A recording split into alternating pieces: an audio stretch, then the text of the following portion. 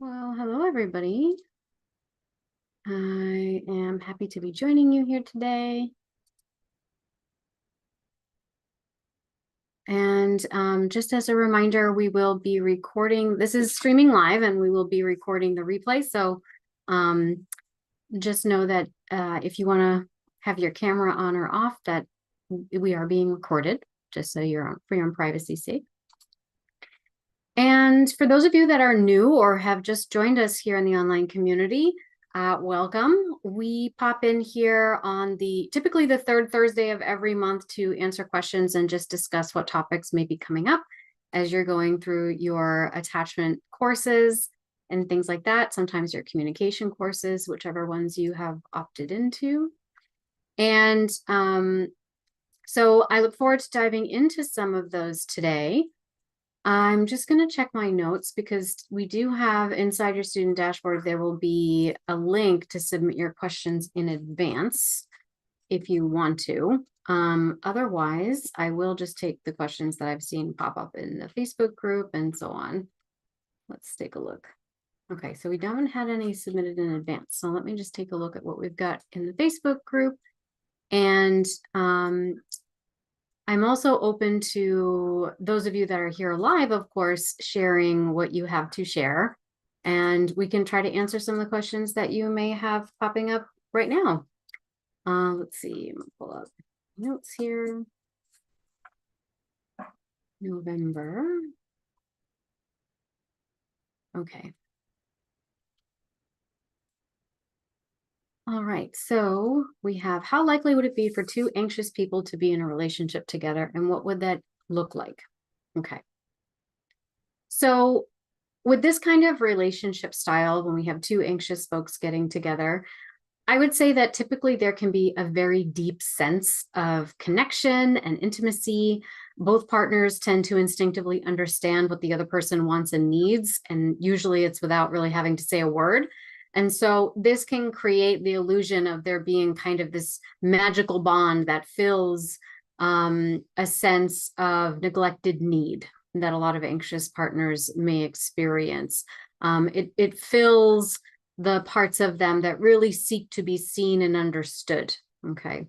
Now, on the one hand, that sense of unencumbered intimacy and connection can feel really amazing, right? It can feel awesome. But on the other hand, it can lead sometimes to dismissing each other's autonomy. Okay. And when that happens, when we can no longer dismiss the other person's autonomy because their separateness is necessary and also will eventually make itself known, that creates an attachment anxiety. And so the way that we might cope with that is to start to compete for control. Okay. And so the relationship can sometimes slip into power dynamics, both each person kind of vying to be the one in charge. And since both partners tend to find autonomy or independence threatening on some level because they fear that means rejection or abandonment, they're usually afraid to express their own autonomy to someone else because they don't want to hurt anybody's feelings. And so that can lead to things like need suppression and showing up kind of inauthentically to the relationship under the guise of, but I want you to be happy, right? But this is selfless of me because I want you to be happy. And so we're kind of performing these compensatory or placating behaviors, but they wind up being really patronizing in the end. Okay. So eventually one or both parties will get lost in the relationship and kind of wind up feeling exhausted, resentful, and maybe angry with each other. Conflict avoidance may eventually disappear, and all of a sudden we have heated arguments erupting and both partners start yelling over each other. Inevitably, someone's going to go too far and they will say something that attacks the other person's character. It could also lead to empty threats and ultimatums, or a lot of passive aggressive game playing and forms of emotional manipulation. And so overall, this relationship pattern consists of two partners who tend to seek contact with each other in ways that can be confrontational and difficult to respond to.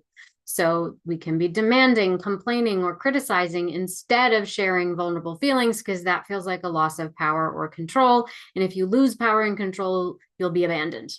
right? Or you're not worthy or valuable enough. So you might witness this as kind of a blame game with a lot of positioning for power through a sense of being victimized. I tend to refer to this as the martyr syndrome. Basically, it comes from a competition for who has done the most, received the most, sacrificed the most, according to this kind of scorecard that hangs above the relationship. So for example, let's say that, I'm just going to pull some names out of the air. This is an archetypal story. That let's say that Janet has always felt that David's friends don't really like her. And she always feels left out of the conversation when they would go visit David's friends as a couple, and often found herself feeling bored or sitting in a corner at cookouts, birthdays, and other kinds of activities. And so when it came down to it, Janet wasn't really bothered so much about feeling rejected by David's friends. Rather, she was more wounded by David's attempt to make her more likable to them and his minimization of their relationship when his friends were around. So for instance, David would always communicate in kind of passive aggressive ways that his dissatisfaction with her appearance whenever they were going to see friends. He would kind of try to curate her outfits and the way that she looked before they would leave the house. And Janet was very sensitive to this. And she was left feeling that David was embarrassed or ashamed to be with her. And she hated the idea that he needed things to look and be perfect in front of his friends, including her. And so to get back at him for his treatment of her, sometimes she would purposely share inappropriately intimate details of their relationship just to set him off and embarrass him in front of their friends. And then sometimes on the ride home from this kind of outing, she might pick fights with him to get his attention and confirm that he still had some emotional responsiveness to her, which could escalate into hours of arguing. Okay. And so after a while, Janet starts refusing to go to these activities with David and his friends. And this triggers David's feelings of abandonment, of being shamed or judged, and is afraid about what his friends would think if she didn't come along. And so he responds by begging, badgering, negotiating, and finally demanding that she come with him. And if you don't come with me, that's it. The relationship is over. And so now Janet accuses him of being embarrassed and ashamed of her, blaming him for not sticking up for her to his friends. And he counters by saying that she's never given his friends a real shot, and she's always sulking in the corner with her nose up at them or throwing him under the bus for a laugh. And so for this relationship style, which tends to be two open hearts together, or sometimes I refer to this as the be loud to be heard relationship style, there can be a risk of the escalation of hurt feelings, resentment, guilt, and regret, as well as power dynamics. Now, on the positive side of this, as I mentioned in the beginning, there can be tremendous amount of understanding, empathy, a lot of intensity in the emotions that one has for each other. There can be a lot of romance and adventurous qualities that come up in your dynamic. That is, if we can learn to channel those feelings by reaching out more lovingly and in a mindful way, respecting the other's autonomy as well as respecting our own. If we can do that, then this could be a very passionate pairing. Okay. So this is how the relationship can evolve if we don't address our attachment insecurities, if we're not mindful of the way that we're expressing ourselves, if we're not mindful of the triggers that we may be experiencing in the moment and coloring the way that we're communicating our needs and our desires. Okay. So another question that had popped up was, can an anxious and avoidant partner get together, and would that ever work? So as you might see in the example that I just provided of the two anxious pairings, sometimes what happens is we tend to polarize each other. So when you're in a relationship with someone that has a more anxious tendency, the tendency is to reach for connection as opposed to pull away for it, right? And actually, why don't I just put a timestamp in there? In anxious and avoidant partners work. I think that was the question. So when we have insecure attachment style and we have more of an anxious tendency, we have a tendency to reach out, to reach forward, to seek something outside of us to alleviate a sense of anxiety that we feel. And that anxiety stems from the attachment system, being the nervous system and the limbic brain. And it is sensing on an unconscious level a threat to your connection. And it is a survival concern as well as an existential one. So in opposite of that, we think it's opposite, but it's really just the same energy expressing itself on the other side of the same coin. We have that withdrawal response, right? Well, I need to alleviate the anxiety I feel by removing the external stimulus and cutting myself off from that internally. So instead of this outward movement, there's this inward sort of process going on. And this is when we have our more, we see the more avoidant Rolling Stones responding in this way. When we have someone that's more fearful avoidant, they kind of oscillate between these two paradigms. And if neither one satisfies the threatened feeling, there can be a dissociative response, which is that numbing out freeze response, right? Some people say, well, what about fawning? To my mind, fawning is more of an anxious response because it is an action you are taking to create safe proximity. So it's more of an outward movement. So when we have these anxious avoidant pairings, it can be usually presents itself in one of two ways. The first is someone is always playing the runner and someone is always playing the role of the chaser. Then the second circumstance is sometimes the chaser catches the runner and the runner turns around and they're like, okay, yeah, maybe I will try this. And all of a sudden the chaser's like, whoa, maybe this is more than I thought I wanted. And they turn around and they become the runner and they switch roles. Now, the first condition is usually with two partners who are pretty frequently inhabiting a coping style that is anxious and avoidant. When we see the second condition, it's usually when we have one partner inhabiting one or both partners, one partner inhabiting a stable attachment dynamic, meaning they're anxious or they're avoidant, and then their partner is fearful, avoidant, or disorganized, meaning they oscillate between those two paradigms. And so what will happen now is it creates this kind of magnetism where when we talk about proximity, proximity is maintaining a certain distance. So you imagine two magnets that when you try to put them together, but it's the same polarity, right? They kind of repel in the sort of same distance and proximity. That's what attachment is like. So it will start doing this, right? And we'll start to feel that back and forth. And now we'll start to feel polarized by the thoughts, the feelings, the behaviors, the verbalizations, the triggers that the other person is expressing and demonstrating in the context of the relationship. And so then we start to have people saying things like, well, my attachment style depends on my partner. And so part of what I like to suggest is that that's okay. We are expected and anticipated to have a response to the people that we are in intimate relationship with. And of course, there are degrees of influence that exist in a relationship. And if you want to learn more about that, I do have video on my YouTube channel about degrees of influence. And for those of you that are my students, we talk about degrees of influence. I believe it's in lessons 4 or 5 of your Attachment 101 courses. There exist degrees of influence between us, but we do have choices about how much we will allow that influence to dictate our behaviors, how we decide we want to construct our lives, the choices that we make about what we will curate in our environments, including the people in it. So now the way that I like to think of this is moving beyond this concept of attachment security, which is often discussed in the context of relationship. What if attachment security exists with or without a partner? What if attachment security is really more about inhabiting your own sense of personal authority and sovereignty? And it is about the ability to make decisions on your own, the ability to trust your own instincts about things, the ability to say no when you don't want to do something, or the ability to open up and try something and challenge yourself, even though you're a little bit scared or doubtful, right? It's this quality of being able to be in an intimate, mergy situation with someone because you trust and know that you will be able to come back out and retain your autonomy when it's time to do that.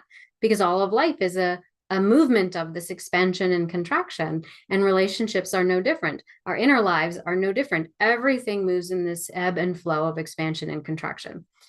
And so when we start to trust ourselves, to my mind, that comes from a connection to your spiritual self, the essence of you, your transcendent self. And I call this soul-centered security, which is sort of an evolution from this concept of secure attachment, right? It exists because you are reorienting your attachment proximity to your own eternal spirit, to the essence of nature, to the larger collective energy body, whatever you want to call it, to the universe. You are reorienting yourself towards this transcendent thing that exists way above, far, and beyond the microcosm of romantic relationship. And so when you step into something much bigger like that, then your relationships just naturally evolve as an extension of that ubiquitous love that you feel. Okay. So how do we do that, especially if we're looking at two partners who trigger each other a lot? Well, to my mind, you can't, just because someone's anxious and avoidant doesn't mean they'll never work. What's happened is there's layers of defensive armoring and goop that has gotten layered on top of what I think of as the fundamental building blocks of your compatibility, which are your real values and priorities, the things that your principles, your personal principles, the stuff that you think makes up a life worth living, a life that is valuable and meaningful and purposeful. But we can't get at that juicy foundation building stuff if our communication and our language is spiraling us into constant arguments. It's just like we're swimming in the muck on top of something, and what we really want to do is scoop it off and scrape it off so that now we can see what's underneath, and is what's underneath really compatible? So learning about things like attachment styles and also how it affects us in communication, to my mind, is kind of like a rule out thing. Well, let's rule out that we're just responding to habitual coping skills that we've developed because of developmental injuries and trauma. Let's make sure that we're not just responding to surface level responses, defensive responses to the way we're communicating something because we're writing a narrative about what it meant in the past, right? So once we learn some of these skills that my students are learning in their programs, we get to scrape that off. And then we see, oh, are we really compatible? And that process applies whether you're secure, insecure, in the anxious-avoidant trap, in a healthy relationship, all of that still applies. So when I teach these things, my goal really is to help you be a truth finder. So we're not learning these strategies in order to become magicians, in order to become strategists, right? I'm going to learn all this stuff so I can figure out how to get them to do what I want so I don't have to deal with my attachment anxiety anymore. It's about becoming truth finders. I'm learning how to be my most authentic self and create invitation for someone else to step into this, my partner, to step into this relationship as their most authentic self, respecting that they see and understand and absorb information differently than I do. And that we can still have space for both our experiences, and we can still connect and communicate and contribute to each other's well-being, even though we have different ways of seeing and receiving information. And now that we've peeled all that off, what's the truth of our compatibility? And the thing is, sometimes you'll find out, wow, we really are compatible. And all that arguing was just old baggage getting in the way. And now that we've sorted through that, we've churned it, we've processed it, the relationship is flourishing. There have been instances like that I've witnessed. And then the other thing happens too. Wow, a lot of all of that drama that was going on between us was actually the glue keeping us together, because there was a narrative that we were brought together to relive in order to revise and to become increasingly aware of. And now that we've learned about it, and now that we've experienced that, we're really not compatible. It really was just about that. And that's a profound gift as well, because it gave me the opportunity to create space for the thing that I really do want. And now I have space for it, right? So in the way that I tend to approach this, can it work, is I like to look at it through, there's a couple different frameworks that I have for this. I think for today's video, I'll talk about the ACEs framework. So the ACEs framework is awareness, control, emotional freedom, and spiritual transcendence. So when we talk about this on the level of awareness, everyone here is already there because you're aware that there's something going on. If you're watching this video, wherever you're watching it, you're aware, right? Something compelled you to click on the link, and here you are. And it's because you're aware. So awareness is just looking at, I've noticed there are patterns in my life that have been repeating for whatever reason, and I'm not liking that repetition, and I want to do something to change it. And also awareness touches upon the motivation we have to gather more awareness, to gain insight, to become aware of the patterns so that we might change them down the line. So now that leads us to control. Awareness allows us to take control of the things that we can't, and also to be increasingly aware of the things that we can control and the things that we cannot control, right? And once we have clearly defined the lines around those things, already a lot of our insecurity will be alleviated, because anxiety and insecurity usually stems from a lot of vagueness and a lot of unknowns and a lot of an inability to sift and sort through the subtleties of the energy moving through your body. Because emotions, anxiety, it's a quality of energy moving through your body. And if we haven't had, let's say, what they call the good enough environment or the good enough upbringing, then we haven't had a lot of mirrored experiences or experiences of love and reciprocation and attunement that taught us how to sift and sort through the energy moving through our body. Meaning taught us how to understand our emotions and what they feel like and what they look like and what they might be stimulated by and what control and responsibility I have to process those things and negotiate them in my inner life and in my environment, right? What choice do I have to mitigate the effect of that in my inner life and my environment? So if we haven't had those experiences, then we haven't really developed a sense of control around them, which means that's what stepping into emotional freedom is all about. So when we step into emotional freedom, we are leaning into the experience of the energy moving through our bodies. We are creating an emotional vocabulary. And for those of you in my Attachment 101 courses, this is like the first or second lesson, is we start playing with, what is my emotional vocabulary? And how do I even sift and sort through that?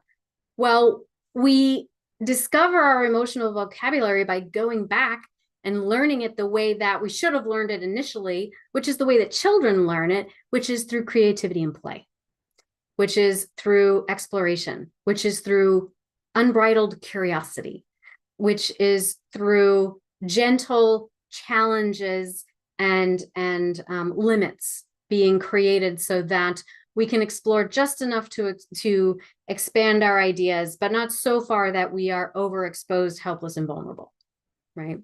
Vulnerable in the sense that to a negative consequence. So it isn't that we are letting the child play willy-nilly on the playground and no one is watching. We are allowing our inner child to play on the playground, and then we're standing underneath the jungle gym, kind of like bracing for when they might fall so that we can just nudge them back up and be like, try again, right? So this is the work that we are now doing in the inner space. So emotional freedom is about creating lines around those experiences, building that emotional vocabulary, which is going to be, it's going to come from creativity and play, metaphor, symbol. That's also parts work for those of you that are familiar with it, inner child work and parts work. So this is where we start to gain emotional freedom, because what's the opposite of that? Well, the opposite of that is vagueness, confusion, big feelings that we label as anxiety and overwhelm and stress. Meanwhile, there's like 1,000 different subtler experiences going on in that under the umbrella of those words. And unless we go through this process of sorting through our emotional and energetic vocabulary, we're always going to feel overwhelmed by it. Now, the other side of that is this sense of oh, I'm feeling a conflict. And what is a conflict? A conflict is two warring voices inside of me. And if I have two warring voices inside of me, that means there are two parts of me in operation. And each one represents a need that I have that appear to be in conflict, but most likely is pointing towards the same kind of resource that I'm needing to tap into right now. So for example, I think we should do this, but we should do that instead. And what's the anxiety we feel is that usually there's a need not being met in whichever direction we think we're going to take. So first we want to tap into what is the need, and it's not being met usually because we have a underlying false premise about how it needs to be met. and then an idea of how it never can be. So for example, well, I feel lonely and the solution to my loneliness must be to find a partner. And then another part says, oh, but I'm afraid to find a partner because we got rejected before and I don't want to be rejected again. But I really want a partner and I don't want to be alone. But I don't want to be rejected, but I don't want to be alone. But I don't want to be rejected, but I don't want to be alone. But the only way we can fix this is if we find a partner. And so because we assume the only way to fix this is that we need to find a partner, that argument is never going to end because we're both assuming it has to be fixed in the same way. So one's always going to be asking for that specific attachment thing, and the other one's always going to be pushing against it. So when we tap into soul-centered security, we realize that's not the only solution. There's any number of solutions because love is ubiquitous and you are love. And so you find love wherever you go because you take yourself wherever you go. And so when you connect to the essence of that, and it doesn't mean, and connecting to your own essence doesn't mean you go sit in an ashram at the top of a mountain by yourself. We can sense the transcendent and we can connect to the larger spiritual essence by being in relationship to community. I think that that's the biggest thing that we need to start doing is going back to community and going back to community in a way that connects us to nature, connects us to something larger and transcendent. And this is beyond and above organized religion, especially for women. And that tends to be the audience that I work with the most, but it's also true for other gender expressions.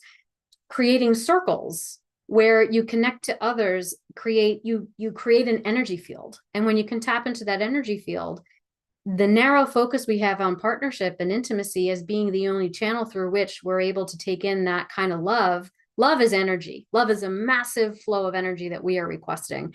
And so when you create a broader sense of community and an energy grid, you can tap into that and your channel opens wider.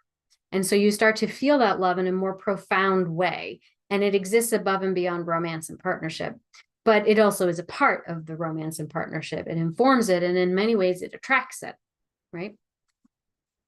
So that's awareness, control, and emotional freedom. And moving into the spiritual transcendence, right? And so this is when we are realizing that our relationships are just microcosms of a larger sort of spiritual curriculum that we are here to learn in our lifetime. And oftentimes, most people who come to my world and who meet with me, they know on some level that their work, let's say, their curriculum has to do with relationship. And so usually what they wind up doing that brings them a sense of purpose will connect to their journey with relationship in some way. So that's the ACEs framework. And so bringing this back to the original question, can it work between an anxious and avoidant partner? If we are able to become aware of our patterns and triggers, if we can start to define more clearly what is within our control and what is not within our control, so that we might experience more emotional freedom, both in and outside of relationship, and tap into something transcendent and meaningful and purposeful on our own and in relationship to community, then yes, it can work. So long as you realize that this whole process is not about making yourself the ideal partner so that you can attract the ideal partner. It is about removing the goop that conditioning and trauma and developmental injuries may have layered on top of our identities, so that we can become more aware of what are the foundational building blocks of this curriculum and how might I understand them through the principles and the values and the priorities that I hold, and do those fundamentally work with this person. Has really nothing to do with love, because those things, when you have the same things, love can evolve from it. And love can also exist whether you don't have any of those things, right? What we're really looking for is that sweet combination where you have those things and you have love, right? But we can love someone who doesn't have any of those things. And that love is in many ways a kind of unconditional love, because none of the conditions are right, and yet you love them. And that's okay. So this is where we're stepping into the spiritual transcendent part. Once we can understand this from a larger spiritual perspective, now we get to let that go on the physical plane and know that we're always going to be connected to them no matter what. But it's not related to your curriculum in this earth. except to show you what needed to be dealt with in order to call in the next part of your lesson learning, right? So I know I went a little lofty in that explanation, but I hope that that's hopeful for that particular question. I'm going to pause there and just ask those of you who are here on the call, if you have any questions or if any of that is landing with you, you can type it there in the chat. I would certainly love to see that. I did have some other ones that I took some notes on earlier. I have a heart sign. Thank you. I'm glad you like that. So we do have another question. How do I cope with anxious attachment and feeling jealous in a relationship? Okay, so this is a question I get a lot, particularly in my Facebook group and also on Instagram sometimes.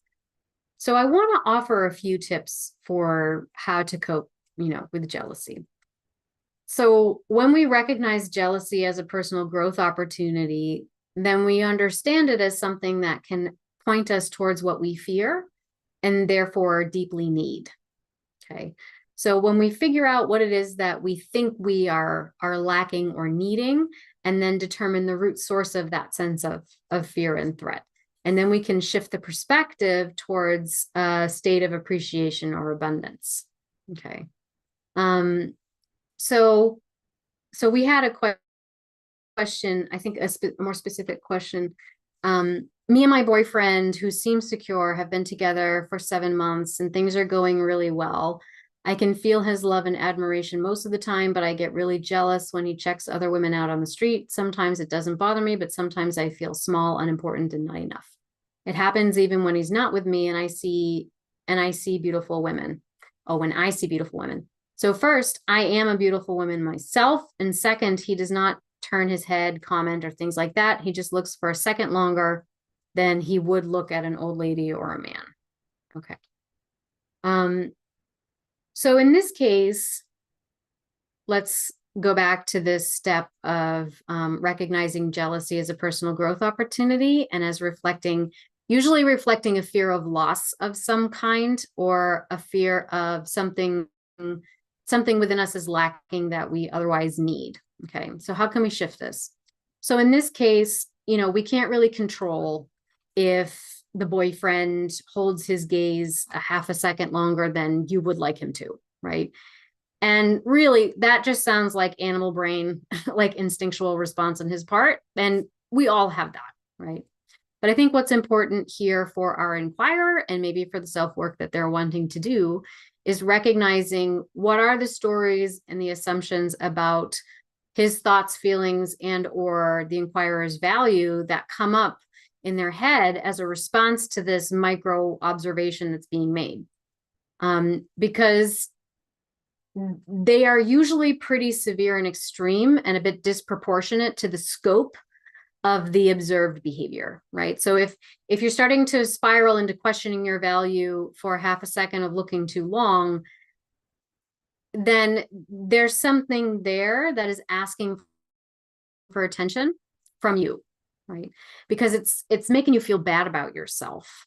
And when there's a part of us that wants to make us feel bad about ourselves in order to prevent us from getting more closer, or inspires us to start a fight because that will create some emotional distance because we don't want to be rejected or we don't want to feel like we don't have value because of whatever reason, right? Because they look too long.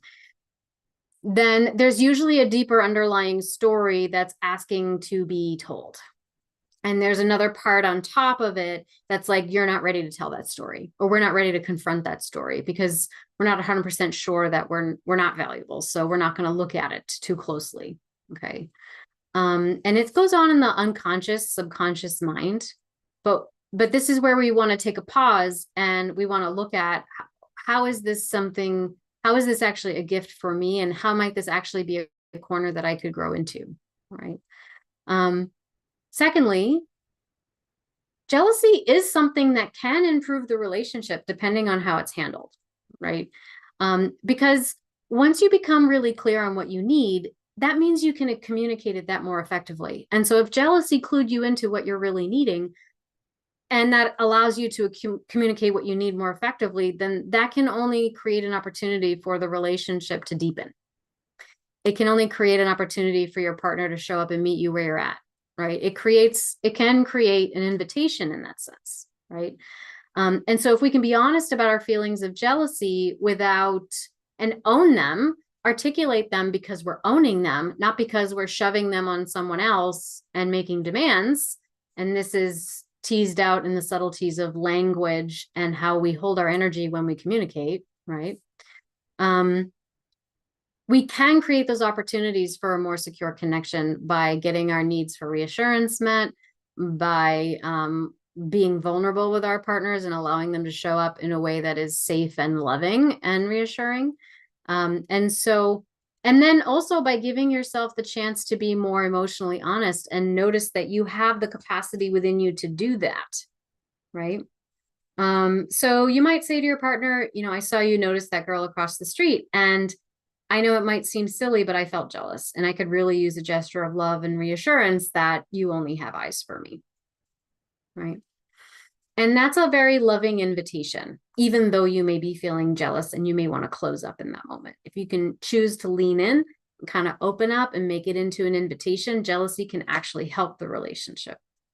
The last thing I want to point out is that in a similar fashion, jealousy can help us in our spiritual practices. So it reminds us that emotions are embodied energy, and powerful emotions can connect us to our vitality. Maybe through the sense that it helps us identify our needs, and our needs can be an expression of our vitality. And so that can improve our ability through our awareness to wield our energy and also our mindset and our mental focus in increasingly conscious and intentional ways. So for example, yes, I acknowledge this feeling, and I'm going to extend an invitation for my partner to help me process that feeling. And I now know I have a repetitive thought, a habitual program mechanism in my mind that's running in my mind that catastrophizes something like that, like what I observed. And so now I have this opportunity to step into a higher level of consciousness and reframe the thinking in that thought, right? And so through that discomfort, we start to notice how the contrast or the conflict, inner conflict, and the conflicts in our relationships can help us reach these corners of ourselves that we haven't yet learned to inhabit fully, right?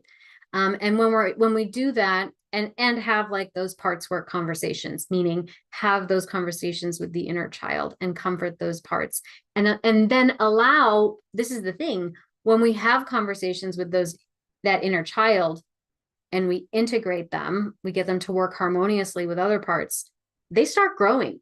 They don't remain the inner child. They start from that point in time when they became arrested. Now they start to age along with you. They start evolving. So instead of having 10 children steering the bus, now you've got these 10 growing adults steering the bus. So you've got more resources, right? And that leads to eventual having a greater sense of spiritual maturity, right? So I hope that helps. I would also love to know, maybe in the chat or in the comments of this video, have you ever experienced jealousy in your relationships, and how is that handled? And do you feel like there's a way to work with your jealousy that could actually improve your relationship or help you take a look at the lessons that might be valuable for you to process and learn about? I'd love to know that. So I'm just going to take a pause and check out our chat for a moment. That's good self-awareness right there. Yeah. Sometimes I feel jealous. It's because I feel the need to compete with other women, and it has nothing to do with guys. Yeah. So sometimes there can be that quality of competing with other women as well. I think I often, there's a joke that my stepmother used to tell me. It wasn't really a joke. It was more of an observation. When she would, my stepmother is definitely someone who has struggled with body image her whole life, and just looking just so. And she would sometimes say, presentation is everything. And I used to say, well, why are you so worried about going out and what you're wearing? And this is when I was much younger, because now I would know. And she's like, I'm not trying to get dressed up for men. She's like, I'm just getting dressed up for other women. It's like, um, I try and catch it early and then go straight the other way to be extra nice to them. So that's kind of we call that in psychology, they call that a reaction formation, where you sense something coming up and then you try to perform the opposite of the action to shift it. Yeah. Thank you for sharing that. We have another one here. Let's see.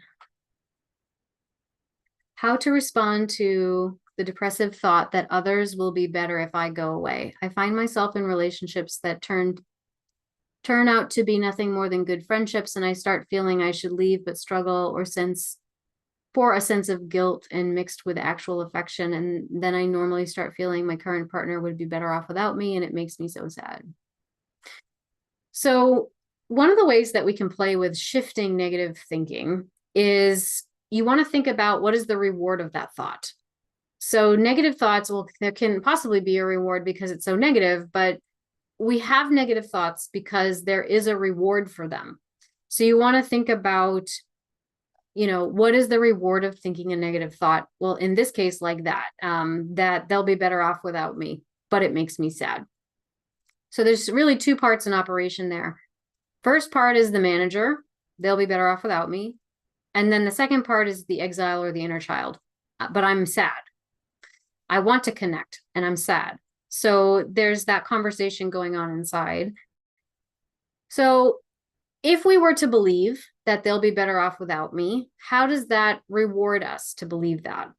Well, I wouldn't be responsible for their feelings anymore. And what a relief that would be, because I'm tired of feeling like I have too much power in relationships, and that gives me too much responsibility over other people, because inevitably, I'll wind up failing them and feel guilty, and that just hurts. So relationships, they're just not for me, because it means that I have to be totally responsible for everything and everyone that happens, or everything that happens in everyone and all their feelings, right? So that lets me know when we have a repetitive negative thought like that, the reward is you don't have to be emotionally responsible for everything and everyone, which means at some point in your life, you were made responsible for everything and everyone. And you probably experienced diffuse boundaries, a parent who made you responsible for things that that was not appropriate and that you were not supposed to be responsible for. And as a result, you lost touch with the essence of who you are. And so you don't have a solid inner ground. And that means that you feel like you will fall prey, victim, and or be helpless to whatever the other person's whims, thoughts, feelings, desires are. And because you don't have a solid sense of inner ground, you don't trust your own integrity. You don't trust your own agency. You don't trust your own ability to open up and to engage in a reciprocal energy exchange, because your energy is kind of like all over the place. So because it's all over the place, you have a tendency to suck it in and hold it nice and tight and contracted like that, because it's the only way you know how to hold your energy. But what we really need to cultivate here is boundary development, which is to understand how you can do this with your energy. And that when you are in relationship with someone, this is how energy moves. But when we have insecure attachment styles, our energy patterns get stuck. So for example, someone who's more dismissive avoidant, their energy usually gets stuck like this. But of course, inside there's the part of them that wants love and affection and all the stuff they never got, right? So then they meet someone, and then because all they've known how to do is hold their energy like this, they're inspired, right? They're infatuated, they're in a state of limerence. So what's well, if I don't want to do this anymore and I want to try, then the opposite of this must be this, because it's the extreme other end of the spectrum, right? So now they're love bombing you, they're calling you all the time, they're really into you, 3 months of bliss. And then they've completely depleted themselves because they don't know how to sustain this kind of energy, and they pull way back. Usually it's 3 to 6 months, way back, because now their attachment their attachment triggers are turned on. They're feeling very threatened, so they suck it back in. Oh, that was too much. I can't sustain that. I'm never going to live up to their expectations because I've set the bar too high now. Well, no, probably you're right. You probably wouldn't be able to sustain it if you're doing this in these erratic patterns. Yeah, probably not. And probably not exist in a state of limerence 24/7 with increasing intimacy, because nobody can sustain that. It's physically impossible. So there has to be a kind of evening out that occurs over time. And, research into brain chemistry and relationships has borne this out. And also psychological research in the different stages of a relationship. So, and the other reverse is true for the open heart. So the open heart kind of starts out here, and they're sort of looking for containment, right? They're I feel so anxious, and they're kind of looking for containers. And so they see the avoidant partner, and their energy is like this. And so since they only know this, when they see that, they think, "Ooh, that looks containing. I bet that's someone who could really, who wouldn't be overwhelmed by me, who wouldn't think I'm too much, or I'm a burden, or I'm too intense, because they're so self-possessed, they're so contained, they're so strong, they're so, calm." That looks like a kind of energy that could withstand me, that could contain me. Like I wouldn't be too much for them, because they seem to be super, super charismatic and strong and calm and have their shit together. And like that would be a good balance for me. And then they realize that this tightness is not it, yes, all those positive qualities can exist, but when it is sourced from this tightness, it's sourced from a place of fragility. So it's rigid, but it's fragile, right?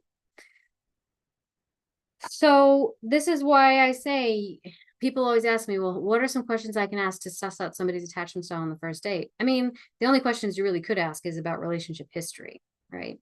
Because in the moment, when you're meeting someone new, everybody's going to look secure. Because, I mean, for the most part, because they're just experimenting, they're enjoying. There's not so much pressure and expectation. But these things don't really evolve or demonstrate themselves until 2, 3, 6 months down the line. Okay, that's why we got to take our time. Where do we start with that question? Okay, so the thought. So we have to think about, what is the reward of the thought? So if this particular inquirer is like, well, they'll be better off without me, it sounds like they developed this pattern first. And then they met someone they really liked, and they went like this. Right. And then they scared themselves, because this is also not a sustainable way to be, really. And so they went back up again. Right. So what's the solution? So the solution is to learn how to do this. And that is boundary development. And boundary development is learning how to lean into, engage with, and sift and sort through the subtleties of your emotional energy. Okay. I have a whole series on this. And I think probably it's parts work and boundary development. I can't remember the whole name of it, but I'll put in the replay, I'll put a link to this, either attached to this video, or in the caption of the video. And it talks about how we can set boundaries, usually through parts work. And there will be a guided visualization and meditation to work with that. But it basically, it's feeling into and visualizing and sensing into your energy. And I'm a creative arts therapist with, trainings in somatics and hypnotherapy and EFT tapping and Reiki healing. And so we play with this, with metaphor, with color, with image, with drawing activities, so that you understand boundaries are not just a series of yes/no questions that you tick off in your mind. Boundaries are a way that you carry your emotional energy into any situation. It's a way that you carry the essence of you. This is what I mean when I talk about, avoidant partners who have that energy will often say, well, I need space. They don't need space. What they're looking for is that emotional freedom. And emotional freedom is when they're with someone whose intensity, the intensity of their energy, isn't grabbing at them for containment or for control, right? When you're with someone who is able to churn and process their own emotional energy, even if it's a high volume, if that avoidant person can sense that you have the capacity and the agency to manage and mitigate and churn your own emotions, no matter what volume your emotions are at, they'll feel safe with you, and they won't need space from you. In fact, they'll want to be closer to you, because you will be containing for them, right? Now, all of that, of course, is above whether you're actually compatible with someone.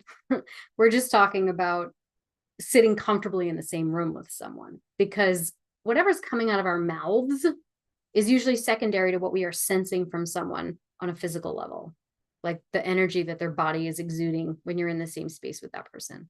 Okay. And so that's what we talk about when we talk about emotional intensity. And so just bringing it back to the original question, it's going to be a matter of working through your boundaries and working through them in a very visceral way. It's not an intellectual exercise. Insight can help you, let's say, open the door. Insight is a gateway into into allowing that managing part of you that's like, they're too good for us. Psychoeducating that part of you is going to allow that part to give you permission to now open up to the body and understand the energy that caused you to shrink up in the first place, right? Because at the core of that is a need that wasn't met, and is a belief about your value and your worthiness as a result of that need not being met. And so that has to be addressed first. And once you address that, the intensity of the emotion that causes you to shrink up will ease. And then it's likely the emotional intensity of the partners you're attracting will also ease, because when we shrink up like this, and avoidant partners often attract anxious partners, what happens is we are tightly holding it with a force and a volume that is equally expressed with the intensity with which the partner is sort of grabbing at them, reaching for them, right? But if we release that force, we calm that force, then the other person's they may respond to your energy by calming it as well, right? And that gets translated into different forms of communication, right? So instead of they're asking for reassurance from me by being critical and controlling, because control is always about connection, but I know that what they're really doing is feeling insecure and anxious, and they're being critical of me because they think that somehow that's going to help them feel more in control of our connection. So instead of getting angry and flustered and triggered and like, oh, you're trying to control me, I'm just going to say, you know what, so and so, I hear the way that you're speaking to me, and I just want to let you know that it's hurtful. I'm not going anywhere, and I'm here to reassure you and to be present with what it is that you're really needing and asking for from me. But the way you're speaking to me is not okay, and it's bringing up a lot of stuff for me that's going to make this conversation impossible. So I'm here for you, but we're going to have to shift the way that we're speaking to each other. And so now we're completely changing the dynamic. And if that person throws a tantrum and storms off, that's okay. They're allowed to do that. Totally allowed to do that. It's okay. Have your tantrum. Not in a condescending way. I mean, we're all just kids in adult bodies. We all have tantrums. Like, it's okay. Like, it's okay. Can we all just embrace that we all have adult tantrums? Embrace it. It's okay. And then know that it's safe to come back and be like, you know what? I'm so sorry. I was overwhelmed. I lost my faculties. You're right. I was feeling threatened by XYZ. Can we now talk a little bit about how to move forward? Right. And it takes time. It takes time and practice and patience to be able to cultivate the energy and the quality of control, of emotional freedom and control that we can have in order to show up to a relationship and allow that to evolve without shrinking up and slipping into the idea, oh, they're better off without me, right? Because it's not about you making decisions about what is and isn't good for them. That's their job. They get to decide whether you are or are not good for them. And you get to decide whether they are or are not good for you, right? So stop. You want to challenge that thought by being like, you don't have that much power. Sorry, buddy. Okay. So I feel like that was a little meandering, but I hope that creates some reframes for how you might think about reframing automatic negative thoughts. I just want to address the chat here. Yeah, thank you. Thank you for your feedback. Okay, so with that, we are at about the end of our time here today. Thank you to those that joined me here in the live space. I so appreciate your support. And For those of you in the States, I probably won't be back before the Thanksgiving holidays, so I hope that you enjoy your time off if you have time off. And otherwise, I will see you for our creative workshop. As a reminder, we have our creative workshops the first Thursday of the month, and then we have our Q&As the third Thursday of the month. So, but it with the holidays coming up, it may change. Remember, there's a Google scheduler inside your student dashboard, and you can just add the link to your calendar and all changes will appear there. So you'll have the correct day and time. Thank you, everyone. I hope that you have a wonderful rest of your week and your weekend. Bye.